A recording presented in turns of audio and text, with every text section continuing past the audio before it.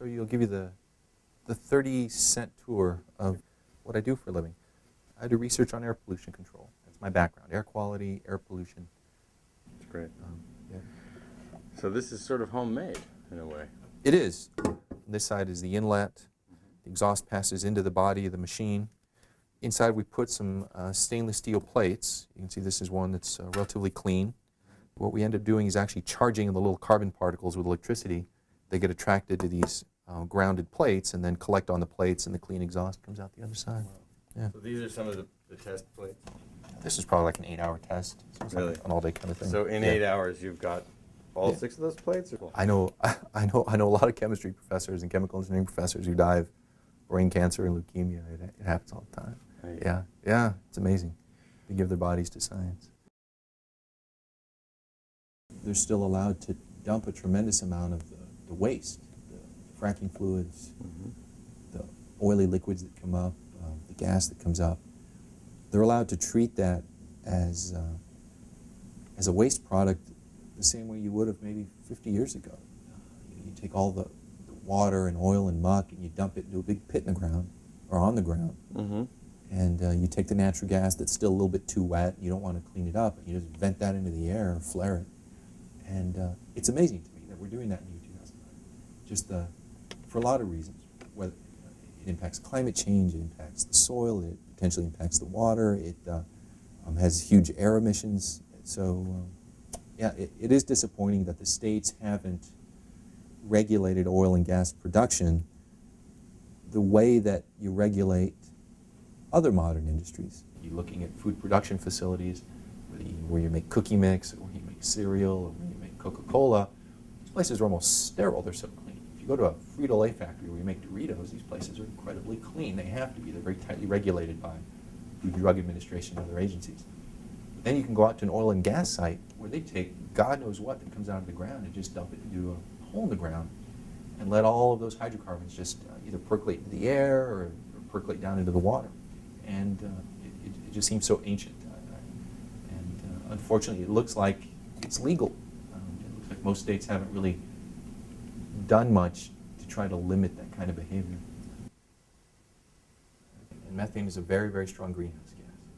And if you look at the total emissions of methane that are coming out from the oil and gas sector around Fort Worth, it has about the same greenhouse gas impact as 2 very large coal-fired power plants running 24/7.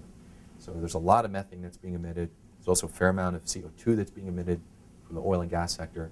And when you add up that impact, the accumulated impact from the thousands of wells that are out there, it turns out that those accumulated emissions are about the same as you would expect from 2 very large coal-fired power plants. Methane's a much stronger greenhouse gas. And it's a stronger greenhouse gas by about a factor of 21. So 1 ton of CO2, which is carbon dioxide, which is what you get out of the tailpipe of your car, is what is emitted from the stack of a coal-fired power plant. 1 ton of those emissions would have to be multiplied by 21 to equal the greenhouse gas, the climate change impact of 1 ton of methane. So 1 ton of methane is the same as 21 tons of carbon dioxide. And why is methane being released? I thought we were drilling for methane. Yeah, it's being released because you still make a whole lot of money if you can capture 90-some% of it. So you drill a well the same way people have been drilling wells for a very long time.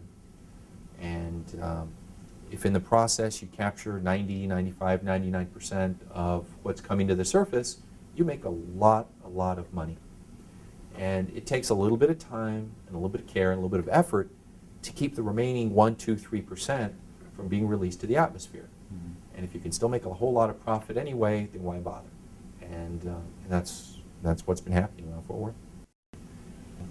You can't just look at the final user. You can't just look at the power plant that's burning the coal or burning the natural gas. You have to incorporate the entire life cycle. So you have to add you have to consider the air emissions in the producing of the natural gas, as well as the emissions when you burn the natural gas. There is some truth to natural gas being a cleaner fuel than coal. But that's primarily because coal is such an awful fuel. So when you go to the country up to Delaware, if they succeed in doing all this drilling, you're not going to have air that's any cleaner than in New York. If what happens in Appalachia, if what happens in Pennsylvania, in New York, West Virginia, North Carolina, if that shale formation is developed the same way the shale formation around Fort Worth was, it's going to make the air quality problem much worse in the eastern part of the country, and it'll defeat the purpose of a whole lot of work that people have been doing. People have been trying to encourage mass transit, cut back on power plant emissions, and it doesn't make sense to be doing that at the same time allowing oil and gas producers to go out there and emit like crazy. It completely defeats the purpose of thousands of hours of work that people have been doing for 20 years now. Once you've contaminated an aquifer, history showed us, we started dealing with contaminated aquifers in this country way back about the 1970s. It really came to grips with it kind of in the late 80s. And the take-home message from all of that experience is if there is any way at all you can prevent polluting an aquifer, you do it.